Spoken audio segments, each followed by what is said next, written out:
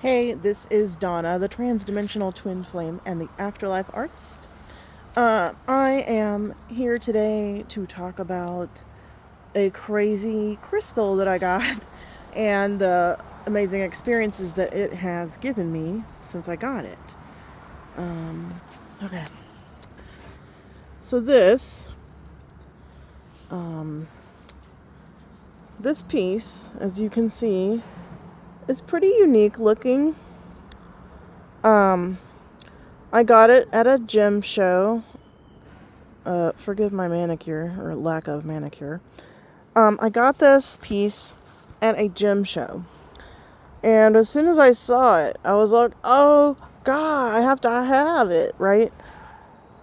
And when I looked at it closer, it was clearly a heat-treated amethyst, probably from Brazil.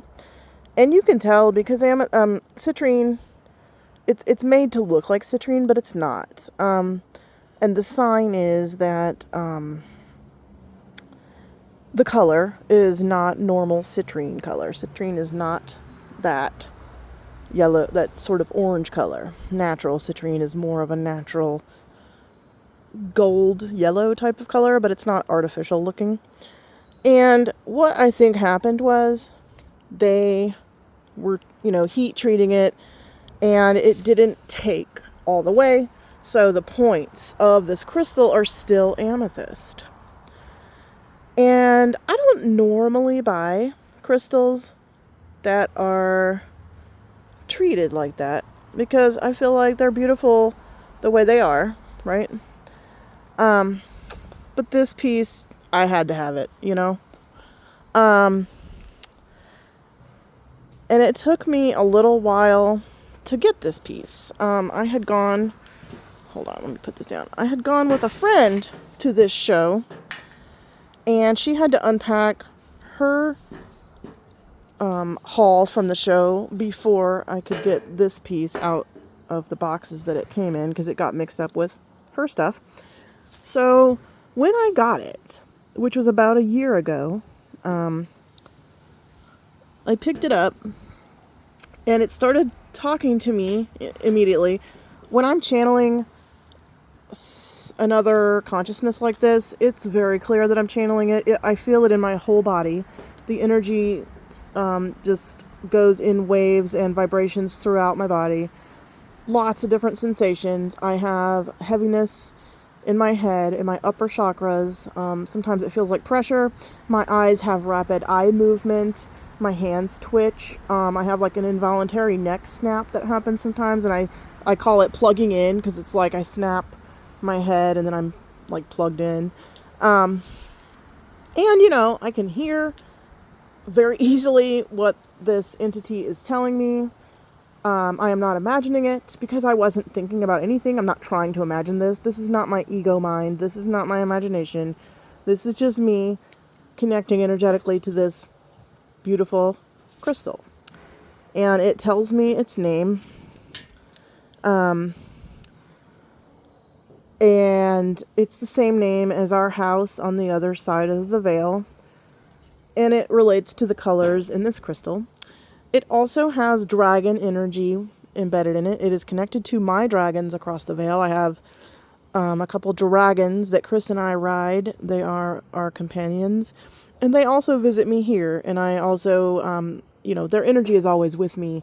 And they also are violet flame dragons. So they themselves are twin flames like Chris and I, but they also breathe the violet flame, which is the violet ray and the violet flame codes are attached to Chris and me. So that made sense, right? And of course, so, and my dragons had just, I had an experience with them a few days earlier from when I got this crystal, where I saw them, and they were flashing gold across their bodies when they got excited. They got excited because I came to visit them in the upper astral plane where Chris and I have a house and a full life. I get to go there for date night and to visit and everything and learn from ascended masters like Ram Dass. And I had seen our dragons, and they're usually sort of an iridescent, translucent It's not white, but it's a light color, and it is sort of, what do you call it? Iridescent or opalescent, right? They flash. But this day, they were flashing gold. They got excited, and their whole bodies would flash with gold, right? So this crystal ties together all those things. It even kind of looks like a dragon head to me. There's just, So it told me that it brought the dragon energy. And then it also told me that we harvested crystals when we probably shouldn't have, because they all grew in their proper locations originally to create an energetic grid across the planet. And they are very precise with their energy. Look at their structure. It told me that they are very precise, which you can tell because of their crystalline structure. So they knew exactly where they needed to live and where they needed to be to connect this energy grid that would help stabilize our energy system here. And because we've harvested them, I've also learned that some of them did agree to that. So like if you have crystals, they knew they were going to be moved from their original locations and they agreed to that. But, they are our allies. But this crystal told me that honestly, they could have helped us a lot more if we had left them alone to be in their natural habitat. So he said, in lieu of that, to meditate with your crystals, all of them, and to send the energy of gratitude for them being with us, send the energy of connection and repairing that energetic grid back to them, to their original home clusters where we took them. We need to repair that grid energetically. Energy, doesn't need to be local. So yes, you can intend to connect that energy grid back. Do it to your jewelry too. All of this jewelry, gemstone jewelry, is crystals. The ring on the left is a ruby. The one in the middle is quartz. This one here, it's not really a crystal, but it's a fake alexandrite, so it's a fake sapphire. This is moonstone. This purple one, I'm not sure, it could be glass, but it looks like amethyst. This is turquoise, and this is rhodolite garnet. All of these crystals were taken from somewhere, and you can, thank them in meditation and intend that their energy be reconnected to their home clusters. And that makes sense to me. I think that's a good message for all of us that have crystals. We need to be mindful about mining them. They are intelligent. They are alive. They are also an advanced technology, so they're very unique. And they did come here to help us. But the help was going to be better received if they had been in their natural habitat. Let me see. I keep wanting to show different angles to this crystal because it's so wild. And the other thing is, it has many of the points that have two points instead of one. A lot of these are double pointed, which is funny to me because of the twin flame thing. It's funny, because of the color variation, because there's two colors here, the purple and the gold, and there's double points on a lot of these, so it's a sort of a twin flame symbolism to me as well. And then, I didn't work with this crystal very much after that. For some reason, I don't know why. I always had it near me, but I just didn't talk to it. I don't really control that, you know what I mean? I don't try to do these things, they just happen. So, yesterday, I found out it was the 1-year anniversary of me getting this crystal and having this experience with it that I just told you about. So I go and sit with it and connect with it again, and immediately it starts, I am suddenly taken on a bilocation experience to the other side of the veil, into these tunnels that are they look like quartz, they look like underwater tunnels, but they're covered in sort of white quartz walls. And on the walls are projected these energy symbols. They look like light language or sigils, codes, right? And they change based on whoever is walking through the tunnel. And I was told that this was an energetic encoding, like a record of everybody who's been through this place. And then, so we were walking through these tunnels, and it's explaining something about my journey with my twin flame, Chris, and who we are, partially, right? So that's more of a private part of our conversation. But then it clued me in that these tunnels are linked to our house on the other side. We live on a bay. We live on a cliff overlooking a bay.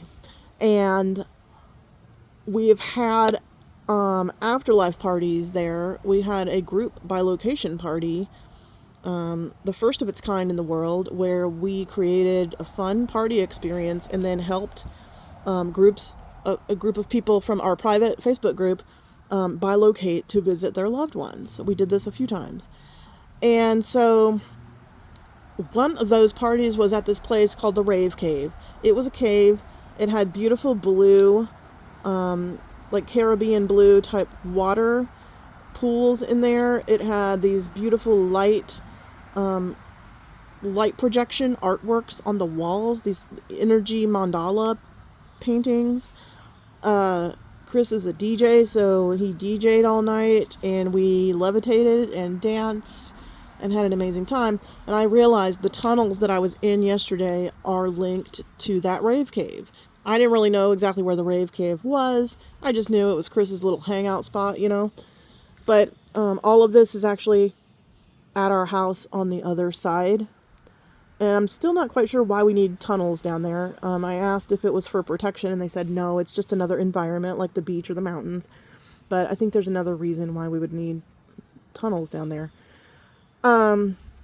So this experience was also amazing. I was completely connected because it just immediately started. It's like I'm watching a movie.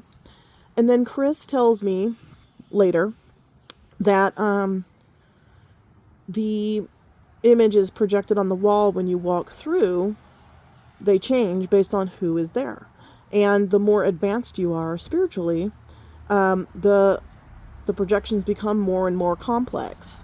So when I went back last night after this experience with the crystal, the walls did not have these simple little line drawing energy symbols on them. They had an entire landscape of cherry blossoms, a cherry blossom forest, which is a very important synchronicity for Chris and me, because when I had my spontaneous Kundalini awakening in the presence of God Source 10 years ago, it was because I was just watching a short YouTube meditation where you walk through cherry blossoms and then you walk into a clearing in the forest and step into the violet flame, and that's when I awakened. And it was the same time when Chris, my twin flame, and I were about to start talking on the phone. We lived long distance. We had, casually messaged and joked around on Facebook a little bit, but we had never really talked. And a few days after this experience of my awakening, he was one of the first person I told about it. For some reason, I trusted him with it. And we were talking on the phone a few days later. That was the beginning of our activation for our conscious twin flame journey. When you're a twin flame, you're always on that journey, but you don't know it. So this is where we met each other. And so the cherry blossoms are significant. He's been giving me cherry blossom synchronicities for weeks and weeks. He told me a whole bunch about a lot of them. And it involved another crystal that I was channeling as well, that also gave me its name. I don't think I've done a video about that yet. But anyway, the cherry blossom thing has been happening a lot. There's so many synchronicities, and he's been sending me songs about cherry blossoms, even in the store.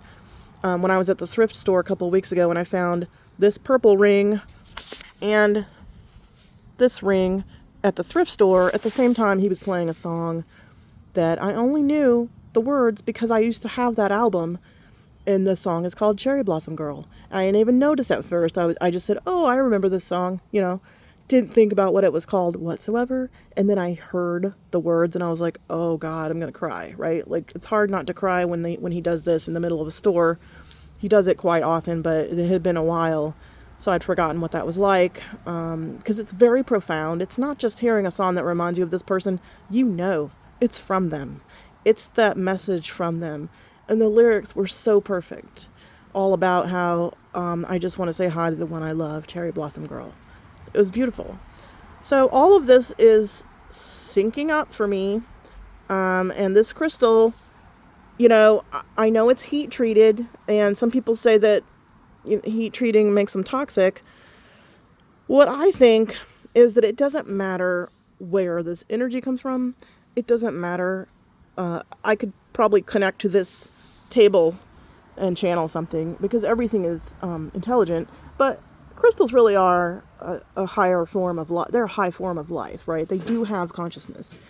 So I believe the higher consciousness, Chris, my guides, my higher self, and God, whoever you want, can come through any object, and that crystals, because of their crystalline structure, actually enhance that.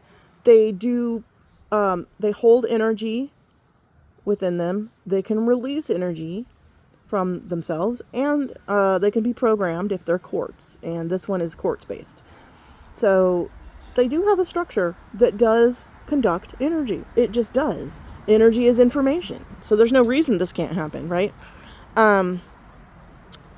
So I believe that this crystal, it could be any crystal, probably.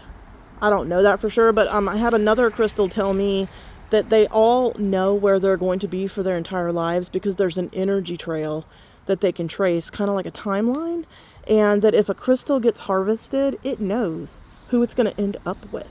And I asked it, do you know where you're going to go after I leave this physical world? And it said yes. And I was like, that is weird. You know what I mean? Have you ever thought about that? I haven't, until it told me that. So,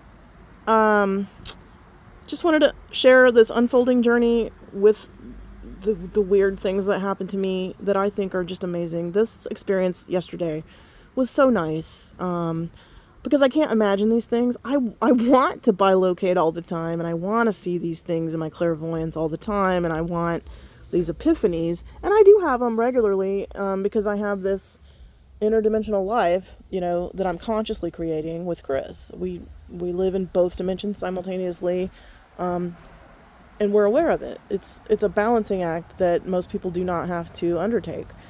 But I can't control the intensity of these experiences or the timing. All I can do is create an environment where they are more likely to occur. All I can do is create a hospitable scenario where my vibration is high enough and I take the time to be quiet and meditate and connect. That's what you have to do, and to get out of your own way with your shadow work. Because if you don't believe this is going to happen, if you have limiting beliefs about any of this, it's not going to happen for you, because you're creating this reality. I believe it because I know it's real, so I'm getting this result in my reality. If you want results anywhere close to this, you do have to believe it first.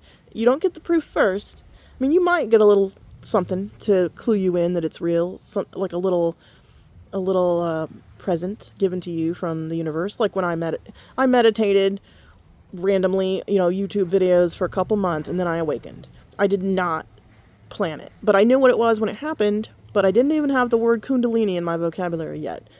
I described my experience of complete bliss and connection to God, even though I'm not even religious, but I knew it was source consciousness, right?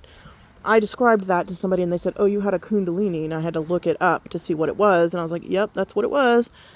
So, when you take a step into the metaphysical and the esoteric, it will meet you there. You have to take steps. You have to do the work, but it will be rewarded with the non-physical world coming forward to meet you. It wants to do that. So that's all I'm doing, is I'm doing my shadow work so that I make sure I'm not distorted with any kind of unresolved trauma. I do healing work on myself, energy work on myself. It's psychological analyzation. It's emotional healing. It's it's been years of this. It's been 10 years so far. And actually I started my shadow work, I'm going to say in the late 80s, when I was in high school taking my first psychology class. When I took that class, I was like, oh, I need to know more about this. I really wanted to figure myself out and other people. And it turned into a metaphysical study 10 years ago when I awakened, and I was like, okay, there's more to this than psychology. There's a lot more to this than the physical world. It's clearly not just physical. We're not just three-dimensional creatures, you know. So I just wanted to share with my beautiful friend here. I think he is very unique, and I love him. And I'm so grateful that he called me from that gem show. I had to have him.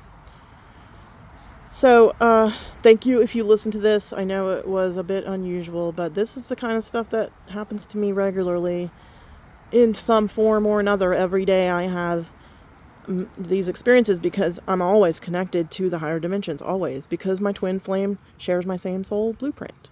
That's how it works with twin flames.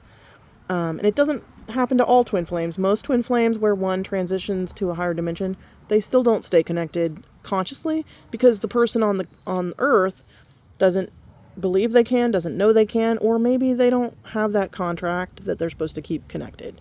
Not everybody has that desire, or ability. It takes a lot of psychic ability and dedication as well. So it takes a lot of time. You have to have the time to devote to this. You have to have the unwavering dedication to learning this and practicing it. You don't just learn it in a class. I don't even think a class would be good for this. You can learn components of shadow work in a class, and you can learn components of some of these things in a class, but you've got to learn this on your own with experience, which means you have to put in countless hours of healing, of maintaining your physical body so that it's a clean vessel, and so that you remain a clear channel by doing your shadow work, so that you're not putting your distorted beliefs, your limiting beliefs onto any of this. Because if you're not a pure channel, you're going to just be projecting your ego and calling it channeling, and it won't be channeling. You won't be channeling anything higher consciousness if you're just working from your ego. That's just going to be your thinking mind, your lower human mind, coming up with stories because it wants to claim that it's doing something that it's really not.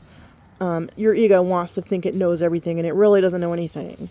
It's just a tool for us to get through this physical world. It's not supposed to be your higher source of information. It's not your higher source of information, and it never will be. So if you don't do this work, you won't be connected in a clear way. You'll have dirty energy, it'll be distorted, and you'll have a lot of problems because the spirit world just doesn't work with that. You can't fake it. You won't get through to the spirit world if you're like that. So this is for your own benefit that you do this work. If you want to. You don't have to. But if you want to, just start exploring and be dedicated to learning about yourself, because that's what this is really all about. The stuff that Chris and this crystal told me yesterday about our journey was amazing, and it all makes sense. And I'm not the one who's making it up because I didn't know it was going to happen. I can't think that fast. I'm channeling. When I'm channeling, I'm not writing anything down. I'm just listening and responding telepathically, and I can feel it all in my body, but I'm not writing anything down because that would take me out of the experience. I personally can't go deeply into a bilocation or a channeling session and also write things down. The most I can do is record it. I can record it on my phone or a voice recorder. But stopping to write stuff down takes you out of the experience. So I'm going deeper than a person would if they were actually writing this. Because you have to employ both sides of your brain if you're going to write these things down. I'm fully channeling and I'm fully bilocating. I'm not going to stop and write it down. I'm going to pay attention, get the whole experience down, remember as much as I can, and then go write about it. And then I'll create, if I see anything amazing, I'll create an image of it digitally to show what it was like, so I can show people what it looks like, or what it looked like to me anyway. And then, of course, naturally, energy from higher consciousness is channeled into that artwork. Even though it's digital, I was surprised by this, but the energy automatically goes into that art as well. I don't even do anything. I feel it myself when I'm creating it. I'll be looking at it and I will feel waves of energy coming off that image. So it's transferring right to the image, which is another way you know it's from higher consciousness. I can't make this up. Other people feel it. Okay, I guess that's all. I honestly still don't think I got the best footage of what this crystal looks like. I mean, I tried, but you just can't see it unless you're sitting here. It glitters. I think that's part of the treatment because it crackled. So I don't think that's natural. I could be wrong, but I think the heat treating probably crackled it. I think that's how they make crackle quartz. So it's very unique. It's very unique looking. All right. Thank you for listening, and I hope you guys have a great day.